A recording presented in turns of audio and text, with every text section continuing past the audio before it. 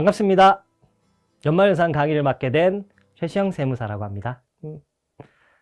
제가 연말연산 강의를 맡게 된 것은 다른 어떤 분들보다도 이론과 실무에 대해서 자신이 있기 때문입니다. 자, 이론은 연말연산 강의를 통해서 실제 강단인 숭의여자대학교 그리고 인하우스 아카데미에서 강의를 다년간 진행을 하고 있고요. 저는 연말연산 실제 업무를 연말연산 아웃소싱을 현재도 진행을 하고 있기 때문에 다른 어떤 분들보다도 여러분들에게 이론과 실전에 대해서 이론과 실무의 중요 포인트에 대해서 누구보다 쉽게 그리고 정확하게 설명을 드릴 수 있으리라는 자신감에 이렇게 연말연산 강의를 진행하게 되었습니다. 자, 그리고 저희 연말연산 실전만 강의는 총 3파트 정도로 나누어질 것 같습니다. 첫 번째로는 개정세법, 두 번째로는 연말연산의 주요한 내용들. 연말연산이 연마다 1년마다 진행이 되다 보니까 여러분들이 까먹으셨거나 놓치신 부분들을 다시 한번 리마인드 한다라고 보시면 되겠고요. 그 다음에 마지막으로 특수한 연말정산에 대한 내용들. 단연간 연말정산 하셨더라도 보기 쉽지 않은 부분들까지 커버할 수 있도록 이렇게 3가지 파트로 연말정산 강의가 진행된다라고 보시면 되겠습니다. 이제 날씨가 점점 쌀쌀해지고 있네요. 날씨가 쌀쌀해질 때면 저는 항상 생각나는 것이 1월 15일 연말정산 시작 일자입니다. 그 1월 15일 우리 너무 걱정하지 않고 맞이하기 위해서는 올해 11월과 12월에 연말정산 준비를 잘 진행하셔야겠죠. 여러분들이 잘 준비하실 수 있도록 알찬 강의 11월과 12월에 잘 준비를 했으니 인하우스 아카데미에서 만나기를 기대하고 있겠습니다. 그러면 우리 강의 시대에서 뵙기를 기대하면서 저는 이만 인사드리겠습니다. 감사합니다.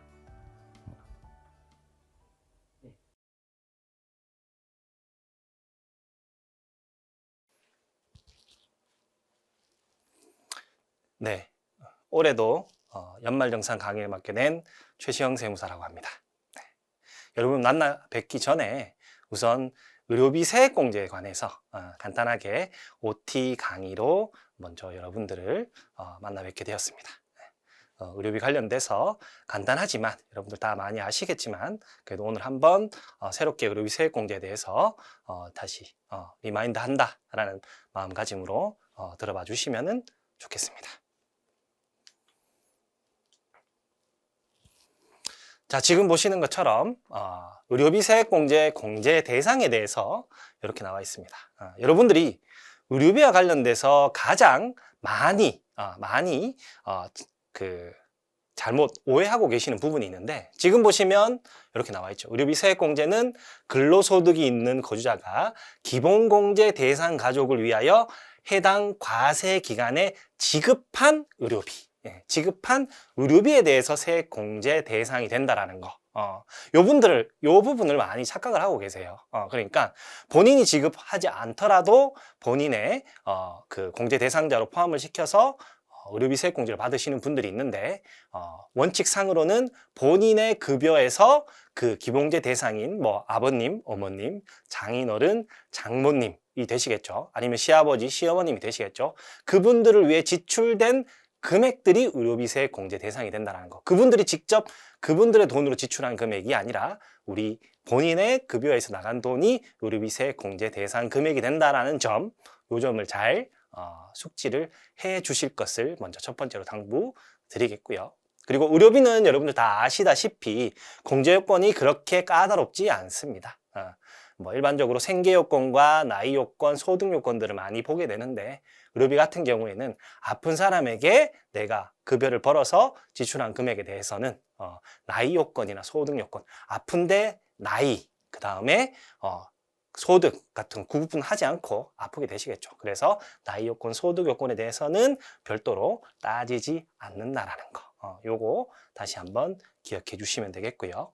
그리고 의료비와 관련돼서는 요 한 세 가지 케이스 정도를 먼저 기억해 주시면 되실 것 같아요. 아마 많이들 알고 계실 텐데 맞벌이 부부 같은 경우에는 배우자를 위해 지출한 의료비도 공제 가능하다라는 거. 그래서 아마 지금 현재 맞벌이 하고 계시는 부부들이시라면 의료비를 한쪽으로 몰아서 의료비 세액 공제를 받으시는 경우들이 종종 왕왕 있으실 걸로 알고 있습니다. 그런 케이스들은 가능하시다라는 거. 가능하시다는 거 하나의 케이스 기억해 주시면 좋겠고요. 그 다음에 타인의 기본공제 대상자에 대한 의료비는 공제 대상에서 제외된다. 즉 만약에 본인의 부모님을 뭐 형제, 자매의 기본공제 대상자로 인적 공제를 받고 있다라고 한다 그러면 그 형제, 자매의 인적 공제 밑으로 들어가서 의료비 세액 공제를 받으셔야 되지.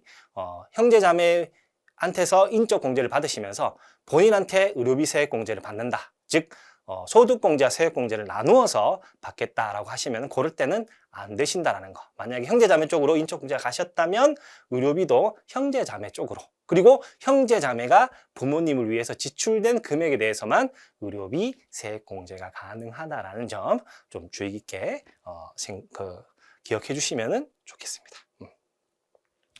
그리고 아까 금방 말씀드렸죠. 처음에 먼저 말씀드렸던 것처럼 본인이 그 기본공제 대상자, 나이 요건, 소득 요건을 불문한 기본공제 대상자를 위해 지출한 의료비만 의료비 세액 공제 대상이 된다라는 거. 그래서 맨 마지막 밑에는 지금 보시면 당해 근로자가 직접 부담하지 않은 의료비는 공제 대상에서 제외가 될 수밖에 없다라는 거. 즉 의료비 세액 공제는 나이 요건, 소득 요건 따지지 않는 기본 공제 대상자에 대해서 본인의 소득으로 그분들을 위해 지출한 금액을 의료비 세액 공제를 받으실 수 있다라는 거, 요거 포인트 잘 기억해 두시고, 그리고 또 두 가지 포인트 정도는 좀 짚고 넘어가면 좋으실 것 같아서 제가 요거 말씀드리도록 하겠습니다. 먼저 첫 번째로 건강보험 산정 특례 신청자. 산정 특례 신청자는 기본공제 대상 의료비에는 해당하지만 인적 공제 장애인에 해당하지 아니한다라는 거. 아니한다라는 거. 요거 하나의 포인트로 기억해 주셔야 되는데, 건강보험 산정 특례자는 우리 인적 공제 때 장애인 공제 받으시죠.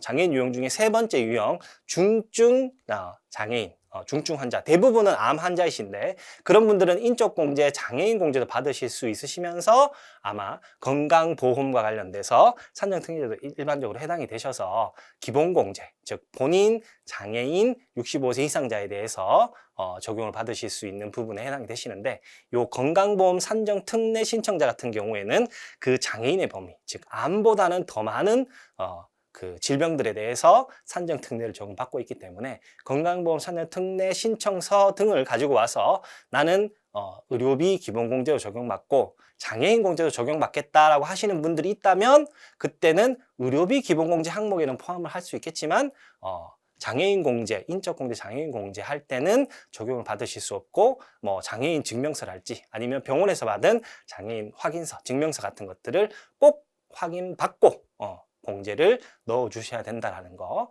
첫 번째 주의사항으로 기억을 해 주셔야 되실 것 같고요. 그리고 아마 지금 10월 달, 11월 달 부당공제 관련돼서 세무서 쪽에서 자료들이 많이 날아오실 텐데, 그중 의료비 공제와 관련돼서 이렇게 건강보험 본인부담분 상한제 사후 환급금이 나오시는 분들이 있어요. 본인 병원에 가시면은 병원 치료비를 본인이 내시는 부담분이 있는데, 그것도 일정 부담분을 넘어가게 되면은 건강보험공단에서 환급을 해주게 돼 있으신데, 그 금액들은 우리가 연말정산 하실 때는 정확하게 금액을 산정하실 수가 없어요. 그러다 보니 지금 대략 만약에 24년도라고 한다면 25년도 7월 달 중에 기준보험료가 확정이 되고 8월 중순부터 11월 중순 정도까지, 그때 이제 건강보험 본인부담분 상한제 사후 환급금이 이제 확정이 돼서 이제 신청을 하시고 환급 받으시라라고 해서 건강보험공단에서 안내가 오시는데, 이 금액은 우리가 연말정산 할 때는 확정을 할 수가 없기 때문에, 빼기 위해서 금액을 확정할 수 없기 때문에 이 부분에 대해서는 국세청에서 이렇게 해서 의료비를 과다 공제 받았더라도 나중에 환급금으로 인해서 그 금액만큼 차감해서 결정세액이 늘어난다든지 하더라도 그에 대한 가산세는 적용하지 않는다라는 기본 지침이 있기 때문에, 여러분들도 혹시나 만약에 나중에 부모님이 뭐 사후 환급금 발생하셨는데 이거 본세 플러스 가산세까지 너무 많이 부담하는 거 아니냐라고 걱정하실 수도 있겠지만은, 요 건강보험 본인부담금 상한제 사후 환급금, 이름도 길죠. 이 부분에 대해서는 가산세 걱정은 하지 않으셔도 된다. 그래서 일단 기본 의료비로 포함을 시켰다가 향후에 과다공제로 문제가 본세는 더 내실 수 있겠지만 가산세 걱정은 없다라는 점을 여기 의료비 들어가면서 먼저 잘 기억해 주셨으면 좋겠습니다. 자, 그러면은 의료비에 관련돼서는 요번에 올해도 그렇게 크게 달라진 점은 없지만 그래도 두 가지 정도 공제 대상이 어떤 건지 다시 한번 리마인드하고 그 다음에 공제 산식, 공제하는 방법에 대해서 그림을 통해서 한번 같이 살펴보도록 하겠습니다. 자, 제가 공제 대상 금액을 한번 나눠봤어요. 공제 대상인지 아닌지에 대해서. 그래서 하나하나씩 같이 따라가 보면, 그래서 유사한 것들, 그러니까 우리가 봤을 때, 비슷한 건데, 하나는 공제가 되고 공제가 되지 않네. 라고 할 수 있는 부분들을 이렇게 비교 대조하면서 먼저 보시겠는데요. 첫 번째로 보실 것이 우리 장기 요양급여 비용으로 실제 지출한 본인 일부 부담금, 장기 요양 보험료죠. 우리 뭐 건강보험공단을 통해서 뭐 장기 요양 보험 관련된 부분 중에 본인이 부담하는 부분들에 대해서는 공제가 가능하지만 만약에 간병인에게 간병비를 지출했다라고 한다면 요거는 의료비 공제 대상에서는 제외한다라는 거. 의료기관에 지출한 것이 아니기 때문에. 그래서 간병비 지출하게 되면 그 간병인에 대해서 3.3% 차감을 하고 지급을 하게 되죠, 일반적으로. 그래서 이거는 공제 불가 대상 금액이다 라고 보시면 되겠고요. 두 번째, 치료 요양 목적으로 의약품을 구입하고 지급한 비용은 공제 가능하지만 만약에 건강 증진을 위한 의약품이라면 공제 불가하다. 즉 만약에 같은 한의원을 가시더라도 치료 요양 목적으로 한약을 구입하시는 경우랑 그 다음에 뭐 건강 증진을 위해서 뭐 보약으로 한약을 구입하는 경우에는 치료 요양 목적은 공제 가능 대상 의료비로, 하지만 보약 구입 비용은 공제 불가로 구분된다라는 점 기억을 해주시면 좋겠습니다. 자, 그 다음에 세 번째로 우리 요즘 저출산 때문에 문제가 많죠. 얼마 전에도 보니까 뭐 방송에서 공익 광고로 아기들 귀여운 사진들 많이 보여주고 하던데 그런 것처럼 이제 저출산 문제를 해결하기 위해서 만약에 난임 시술이나 불임 시술을 위해서 지출되는 금액에 대해서는 의료비세 공제가 가능하지만 만약에 아이가 태어나고 그 아이 태어나서 그 탯줄 사이에 그 피가 모여 있다고 하더라고요. 정확하게 뭐 제대혈이라고 하는데 태반 제대혈이라고 하는데 그것들은 이제 나중에 모으면은 향후에 뭐 제가 정확한 의학 지식은 없지만 이것들이 뭐 피부에도 좋고 그 뭐 이렇게 뭐 다양한 부분에서 좀 아직 검증은 안 됐지만 좋다는 이야기가 있어서 그런 것들을 좀 모아놓는 경우들이 있다고 하더라고요. 그런 것들이 이제 태반 제대혈을 보관하는 비용이 발생한다면 그런 것들은 공제 불가로 현재 우리 세법상으로는 구분을 하고 있다라고 보시면 되겠습니다. 자, 그리고 네 번째, 산후조리 비용. 이것도 저출산과 관련되는 내용이죠. 이게 세법이 여러분들도 아시겠지만 결국 실생활과 밀접하게 연관이 되어 있습니다. 사람들에게 도움을 주기 위해서 세법도 많이 고심을 하고 있고 지출되는 비용들을 많이 인정해 주기 위해서 노력을 하고 있는데 그 중에 하나의 일환으로 올해 개정세법 사항에서 산후조리원비는 원래 총금액 7천만 원 이하이신 분들에 대해서 연간 200만 원까지는 공제 가능했었는데 이제는 총금액 7천만 원 이하라는 그 전제 조건을 뺀 연간 200만 원. 누구든지 급여가 높든 낮든 아이 출산하시고 200만 원까지는 의료비 공제 대상 금액으로 포함을 시킬 수 있다라는 게 이번에 개정된 내용이다. 그리고 의료비 공제 대상 항목이다라고 보시면 되겠고요. 만약에 유산 후에 산후조리원비를 지출했다든지 해외에서 지출한 산후조리 비용 등은 우리 공제 대상 항목에는 포함이 되지 않는다. 마음적으로는 유산 후에 산후조리원에서 몸을 좀 푸시면 좀 도움을 주는 것도 좋겠다라고 개인적으로는 생각하지만은 세법상으로는 뭐 적용을 해주고 있지 않다라고 보시면 되겠습니다. 자, 그리고 마지막으로 시력 보정용 안경 구입비는 많이 아시죠? 한번 인당 연 50만 원까지 아무리 비싼 걸 구입하시더라도 콘택트 렌즈, 안경, 시력 보정용 안경 구입비 등은 50만 원까지 공제 대상 금액으로 포함을 한다라는 점 기억해 주시면 좋겠습니다. 자, 그럼 여기서 간단하게 퀴즈 하나 내드리면 요 금액은 어떻게 될까요? 피부과, 성형외과, 미용 관련된 뭐 예를 들면 지방흡입수술 같은 거 있죠. 제가 지방흡입수술이 좀 필요한 상황이긴 한데 아직은 뭐 지금 열심히 이제 일단 운동으로 빼고 있는 상황이지만 만약에 피부과, 성형외과, 미용 관련된 지출을 했다라고 한다 그러면 요 금액들은 의료비 공제 대상 금액으로 포함이 될까요? 안 될까요? 다들 목소리가 안 된다라는 목소리들이 많으신 것 같은데, 아까 앞에 그 한의원 관련된 약품, 그 우리 보약이나 이런 거 말씀드렸죠.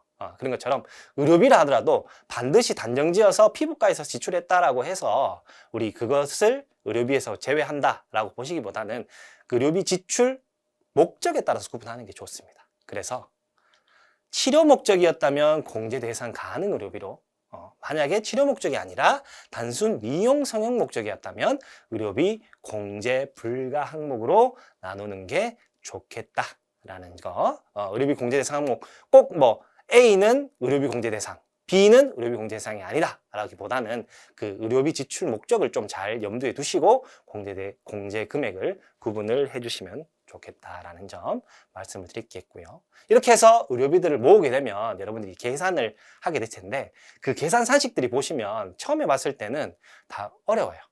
계산하기. 저도 처음에 공부를 할 때도 쉽지 않았지만은 그 금액들을 어떻게 하면 좀 설명을 쉽게 드릴까라는 생각에서 다음에 보시는 그림으로 한번 설명을 드리려고 정리를 했으니까 같이 따라와 주시면 좋겠습니다. 자, 일단 우리 홈택스 간소화 자료에 의료비 금액들이 이제 정리가 되어 있겠죠. 지금 보시는 줄은 본인이 쓴 지출 비용이 뭐 300만 원, 200만 원, 아니면 배우자가 쓴 금액이 뭐 100만 원, 200만 원인 것을 그래프로 이렇게 나타낸 상황이고요. 이렇게 해서 본인 지출한 금액 중에서도 우리 뭐 요즘은 이제 실손보험을 많이 가입하시니까 실손보험료가 얼마 정도 돌려받으시는 것들이 있으실 거예요. 자, 그리고 배우자가 지출했지만 배우자 지출 분들뿐만 아니라 배우자가 지출했지만 자녀를 위해 지출한 금액도 있으실 거예요. 배우자가 아이를 또 낳기 위해서 난임 시술비, 병원에 이제 갔다 왔다 하시면서 주된 금액이 있다면 요 난임 시술비와, 그리고 그렇게 해서 자녀가 태어났다면 그 자녀가 만약에 뭐 애석하게도 뭐 미수가 선천성 이상 아이라면 그런 금액으로 이렇게 구분을 하실 수가 있으실 거다. 그리고 요 금액들은 우리 근로소득 원천징수 영수증상에서 이렇게 각각 칸에다가 구분해서 기재를 할 텐데, 저는 구분해서 가로로 기재된 금액을 이렇게 세로로 한번 세워봤어요. 우리 그 식에 따라서 편하게 하기 위해서. 자, 그래서 첫 번째, 배우자가 지출한 금액들에 대해서는 추가 공제라는 항목으로 공제가 되고요. 그 다음에 본인 등이 지출한 금액 등에 대해서는 기본공제 항목으로 지출이 된다. 자, 그리고 여기 기본공제는 여러분들이 아시다시피 우리 본인, 그 다음에 장애인, 그 다음에 65세 이상인 자분들은 기본공제 항목으로 의료비가 구분이 되죠. 근데 올해 또 추가적으로 개정세법이 바뀌면서 자녀 중에 6세 이하 자녀, 2024년도 기준 연말연산을 진행하실 때는 2018년 1월 1일 이후 출생 자녀라면 원래는 밑에 있는 추가공제 항목으로 의료비가 구분이 되었었던 것이 이제 법이 개정되면서 기본공제 항목으로 구분이 된다 라는 거, 요 개정된 내용이니까 좀 잘 기억해 주시고요. 자, 이렇게 구분된 이후에 이제 미수가 선천성 이상아, 요것도 저출산 대책과 거의 연관이 많이 있죠. 애를 많이 낳도록, 그리고 거기에 도움을 주기 위해서 난임시술비 공제율을 높게 책정하고 있고요. 애를 태어났는데 몸이 좀 안 좋다라고 한다 그러면 그런 것도 도움을 주기 위해서 이렇게 미수가 선천성 이상아도 공제율을 좀 높게 구분하다 보니까 추가 공제, 기본 공제, 미수가 선천성 이상아, 난임시술비로 이렇게 금액을 구분을 해주게 된다. 자, 여기서 그리고 하나 뭔가 동떨어져 있는 게 하나 있죠. 난임 시술비 같은 경우에는 발생된 그 실손 의료비를 지원받은 사람 쪽에서 우선적으로 금액을 차감을 해서 나머지 남은 금액들을 모아주게 된다. 아마 그 원천징수 영수증상에서는 금액 칸이 있으실 거예요. 그렇게 해서 플러스 금액을 기재하지만 우리 실제 산식에서는 그 플러스 금액이 이렇게 각각 개인별로 차감하는 형식으로 나타나게 되고, 지금 이렇게 빈칸 남아 있는 내용은 다시 한번 그 금액을 뺀 나머지 형태로 이렇게 정리를 해주게 되고요. 이렇게 정리된 것들은 각각의 공제율에 따라서 곱하게 되는데, 요 의료비 공제를 곱해주기 전에 우리 신용카드 사용금액 소득공제 때도 우리 많이 보셨겠지만 허들이 하나 존재를 하고 계세요. 신용카드 사용금액 소득공제는 총 급여액의 25%라는 허들을 넘는 금액에 대해서 공제가 적용이 되지만, 우리 의료비 세액공제 같은 경우에는 총급의 3%라는 허들을 넘는 요 나머지 금액들에 대해서만 공제율을 곱해주고 그 곱해준 금액들이 의료비 세액공제 대상이 되신다는 거. 아마 여러분들 산식으로 많이 보셨지만 실제 그것을 그림으로 이렇게 구현을 하면 뭐 이해하기가 오히려 훨씬 수월하시죠. 이렇게 적용이 된다는 거. 그래서 대부분들은 총급여 3%를 기억하시고 넘느냐 안 넘느냐에 따라서 공제 가능하다 안 가능하다 정도로 일반적으로 기억하시는 것으로 알고 있습니다. 여러분도 요 총급여 3%라는 것은 의료비 세액 공제 허들이니까 꼭 잊지 말고 하나 정도는 가져가시는 것을 적극적으로 추천드리겠습니다. 그러면 의료비 세액 공제 OT 강의 마치면서 실제 오프라인 강의에서 찾아뵙도록 하겠습니다. 감사합니다.